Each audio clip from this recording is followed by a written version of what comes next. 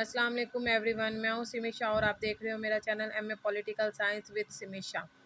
ये MA political science part 1 का पहला पेपर है, वेस्टर्न पॉलिटिकल थॉट। ये उसका मैं 10 नंबर्स की मैं ये वीडियो भी अपलोड कर रही हूँ और 10 नंबर का ये सवाल है, ये जो कि मैंने इंपॉर्टेंट 12 सवाल निकाले थे। ये उसमें से 10 नंबर का है, जैन बोधीन नज़रिए इक़्तिदार आला। ठीक है, इस नज़रिए इक़्तिदार आला का मैं ये आपको बता रही हूँ कि अगर ये सवाल आ जाता है तो आउटलाइन इसकी कैसे बनानी है। ठीक है, सबसे पहले हरफ आगाज़ लिखना है, जैन बोधीन का तारुफ लिखना है, वही थर्ड पे आपने जैन बोधीन का नज़रिया इक़्तिदार आला लिखना है, चौथे पे नंबर पे इक़्तिदार आला की खसूसियात होगी।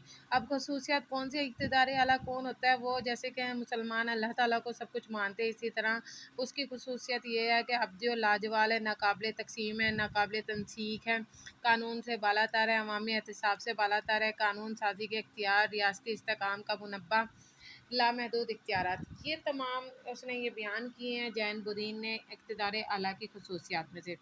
अब उसने कहा है कि जो इक़्तिदार आला पर फाइज़ जो शख्स होता है ना, मुक़्तदर आला कहा जाता है जिसको, जिसके पास सारे इख्तियारात होते हैं, उसके अब क्या इख्तियारात है।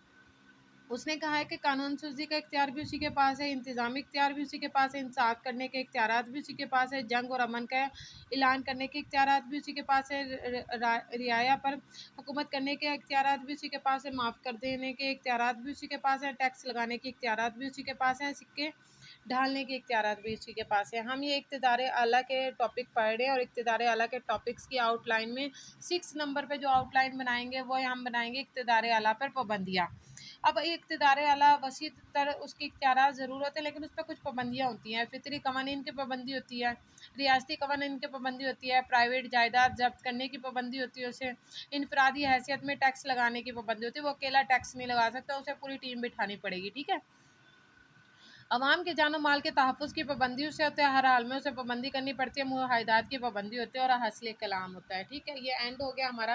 अब ये था जैन बोधीन का एक सवाल आता है नज़रिए इक़्तिदार आला। कभी ये शॉर्ट क्वेश्चन में आ जाता है, सॉरी नोट में आ जाता है 12 नंबर का, और कभी ये 25 नंबर का आ जाता है। 12 नंबर का आ जाए तब भी आपने इसी तरह आउटलाइन बनानी है, तब आपने ये इक़्तिदार आला की खसूसियत बेशक आप ये स्किप कर देना सब हेडिंग और इसकी ये आउटलाइन बना देना। ठीक हो गया। अब मैं आपको इसके जो मेरा पास नोट्स में मैंने ये बनाया हुआ है, अब मैं आपको ये दिखा देती हूँ ताकि आप लोगों का ये भी कंसेप्ट हो कि जैन बोधीन का अगर सवाल आ रहा है तो वो किस तरह का है। ठीक है, ये देखें, ये जैन बोधीन का नज़रिया इक़्तिदार आला आ गया है और ये मैंने क्वेश्चंस को अटेम्प्ट किया हुआ। अब मैंने क्वेश्चन टाइप में लिखा हुआ है इसको, यानी कि अब मैंने सवाल की तरह नोट्स की शक्ल में नहीं लिखा हुआ, ये मैंने सवाल की तरह लिखा हुआ है कि मैं हरफ आगाज़ लिखा है, जैन बोधीन का तारुफ लिखा है, लेकिन आप आउटलाइन को अंडरलाइन ज़रूर कीजिएगा।